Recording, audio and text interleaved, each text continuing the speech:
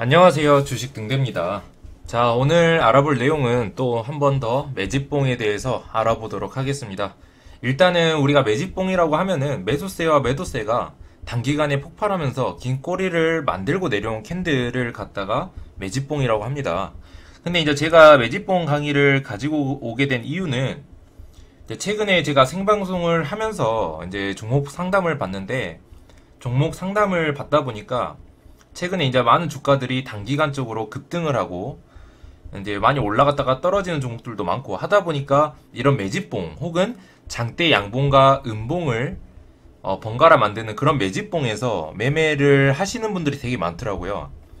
그런 매집봉에서 타점을 잡으시는 분들이 되게 많아가지고 제가 이번에 이제 매집봉에 대해서 이제 한 번 더 얘기를 해보려고 매집봉 강의를 가지고 오게 됐습니다.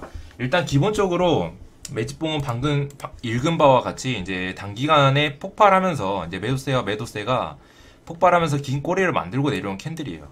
그럼 일단 기본적으로 여기서 중요한 건 뭐냐면은 단기간에 폭발하면서 긴 꼬리를 만들고 내려왔다고 했죠. 그럼 단기간에 긴 폭발을 했다는 게 뭡니까? 거래량이 엄청나게 터졌다라고 이제 볼 수도 있겠죠.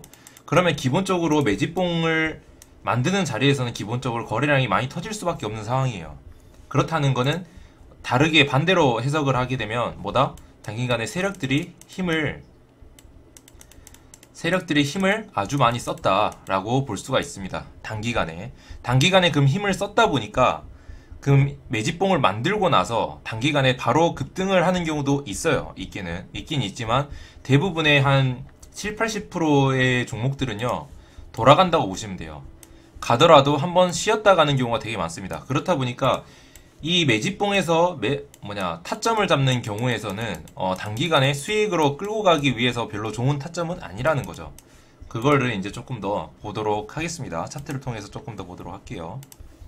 자, 보시면은 기본적으로 이런 거 있죠. 이런 것도 이제 다 매집봉이라고 보는 건데 이런 식으로 장대 양봉이 뜨고 음봉이 뜨면서 이런 매집봉도 만들기도 하고요. 아니면 고점에서 이렇게 꼬리를 길게 쭉 늘어뜨리는 이런 매집봉도 만들기도 합니다. 그리고 기본적으로 이런 매집봉이 떴을 때 이렇게 거래량이 터지는 경우를 되게 많이 볼 수 있죠. 그리고 꼬리를 만들면서 이전의 언덕에 본전을 주는 이제 그런 자리다라고 볼 수 있는데 기본적으로 이렇게 꼬리를 달거나 그리고 최근에 액세스바이오 신풍제약 이런 것도 마찬가지죠. 고점에서 장대로 쭉쭉 올려서 고점에서 매매해가지고 물리신 분들도 되게 많았어요. 그리고 이제 제가 금요일날 제가 VIP 방송 들어가기 전에 이제 공개한 분들한테 당부를 했습니다. 액세스바이오 제발 들어가시지 말으라고 이제 말을 하고 갔음에도 불구하고 이제 장이 끝나고 4시에 이제 야간 방송을 다시 켰을 때 역시나 액세스바이오를 들어가신 분들이 계시더라고요. 그래가지고 이제 여기서 한번 또 하한가를 갔다. 좀 이상하죠. 저번 주 한 2주 전에 신풍제약도 똑같이 금요일날 고점에서 떨어지더니 이번에도 역시나 떨어졌죠. 아무튼 그걸 좀 우려해가지고 말을 했는데 들어가신 분들이 되게 많습니다. 그리고 이제 보니까 이렇게 보시면은 이런 매집봉 있죠. 이런 음봉으로 장대로 이렇게 쭉 올라간 봉 그리고 이렇게 거래량이 터진 이런 자리에서 매매를 많이 하시는 분들이 되게 많아요. 매매를 상당히 많이 합니다. 생각보다. 근데 이제 기본적으로 이렇게 매집봉이 뜨면요 기본적으로 거래량을 터트리면서 힘을 단기간에 많이 쏟을 수밖에 없어요. 세력들 입장에서. 그러면 뭐가 나온다? 골파기가 한번 나올 수도 있다 그랬죠. 이전 영상에서 골파기가 한번 나올 수도 있고 혹은 바로 간다기보다는 한번 쉬었다가 돌아가는 경우가 되게 많습니다. 이 기간이 짧으면 짧다고 볼 수 있는데 자세하게 세보면요 2달이 넘어가는 시간이에요. 2달이 넘어가는 시간이기 때문에 굳이 이런 매집봉이 떴을 때 들어가서 이 2달 동안의 횡보를 애써 기다릴 필요가 없다 라고 이제 할 수 있죠. 이런 것도 마찬가지예요. 이제 성우테크론 같은 경우는 이제 고점에서 여기서 이제 매집봉이 뜨고 이제 이렇게 올라갔는데 이전에 보시면은 이평선 밑에서 이렇게 거래량이 터뜨리면서 만든 매집봉 있죠. 이런 매집봉에서 횡보가 나왔다가 올라간다. 이러니까 이제 기본적으로 매집봉이 떴을 때는 타점으로 잡기에는 조금 무리가 있다라고 보는 겁니다.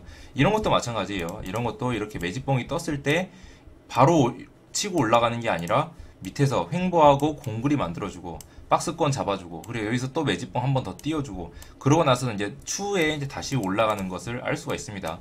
그렇기 때문에 항상 우리가 매집봉이 떴을 때, 이렇게 매집봉이 떴을 때 결과를 놓고 봤을 때는 우상향으로 이렇게 올라가는 경우는 많지만 근데 이렇게 횡보를 하다가 한참에서 돌아가요. 근데 이게 이제 한 달 내지 이제 길면 두 달, 세 달까지도 걸리는 시간이기 때문에 굳이 우리는 이 시간대를 낭비할 필요가 없다는 거죠. 그렇다 보니까 충분히 여기서 지지를 받고 한 번 더 상승해가지고 올라가려는 파동을 만들려고 했을 때 이제 들어가도 늦지 않는데, 굳이 매집봉이 뜬 날, 요 날은 들어갈 필요가 없다. 그리고 종가에 들어가지 않고 이 중간에 탄 날이, 중간에 타기라도 하면은 그만큼 마이너스를 보고 시작하는 경우가 되게 많아요. 여기도 마찬가지죠. 여기도 뭐 바로 올라간 게 아니라, 떨어지자마자 바로 올라간 게 아니라 한 일주일 있다가 올라갔죠. 이제 그렇기 때문에 매집봉이 뜬 날은요, 우리가 기본적으로 한 번은 생각을 해봐야 된다. 매집봉이 뜬 날 내가 타점을 잡을 것인가, 아니면은 확실하게 매집봉이 뜬 자리에서 지지를 받는 것을 보고 들어갈 것인가를 조금 더 생각을 해보고 매매를 하면 좋다라는 거. 그리고 이제 기본적으로 이렇게 매집봉이 떴을 때 지지를 못 받으면 어떻게 된다? 이런 큰 골파기가 나올 수 있다. 이런 거 조심하셔야 됩니다. 이런 걸 꼭 조심하시고 우리가 이제 매매를 할 때 이제 조금 더 생각을 더 해볼 수 있는 자리다라고 볼 수가 있습니다. 그러니까 항상 매매를 하실 때는 매집봉이 뜬 요런 데 있죠. 요런 자리에서는 한 번 더 생각을 해보셔야 됩니다. 그리고 이제 요런 데서 이제 만약에 뜨고 바로 가버리는 건 어쩔 수가 없어요. 바로 가버리면은 보내줘야죠. 우리가 이제 타점을 못 잡은 거기 때문에 한 20, 30%의 확률로 올라가는 종목들 때문에 우리가 70, 80%의 확률을 놓치면 안 되기 때문에 이제 이런 자리에서는 확실하게 지지를 받는지 보고 들어가도 늦지 않는다. 그러니까 매집봉에서는 우리가 매수 타점을 잡기에는 조금 무리가 있다라는 것을 이제 알려드리고 싶어서 이제 영상을 찍게 됐고요. 여기서 보시면은 PNT도 매집봉이 뜨고 나서 지지를 못 받으니까 어떻게 돼요? 흘러내리죠. 매집봉이 떴을 때 흘러내린단 말이에요. 그쵸? 단기간적으로 한 번 더 골파기가 나옵니다. 그러니까 확실하게 골파기가 나와서 떨어지는지, 아니면은 떨어지고 나서 지지받아서 다시 한 번 더 급등을 하는지. 그럼 이 구간에 있어서 221선과 볼린저 밴드를 동시에 돌파하는 자리가 여기란 말이에요. 요 자리죠. 요 자리인데 여기를 돌파를 했을 때 이 앞전에 보니까 거래량 터뜨린 매집봉도 있고, 이 앞전에 보니까 여기도 매집봉이 있고, 이평선 밑에서 매집봉을 띄우면서 매집을 해준 흔적이 있는 상태에서 동시에 이평선 볼린저 밴드 구름대를 다 뚫어 올리는 요런 봉이 떴을 때 매수 타점을 잡으면은 훨씬 더 빠르게 단기간에 수익을 낼 수 있는 부분이 나올 수 있다.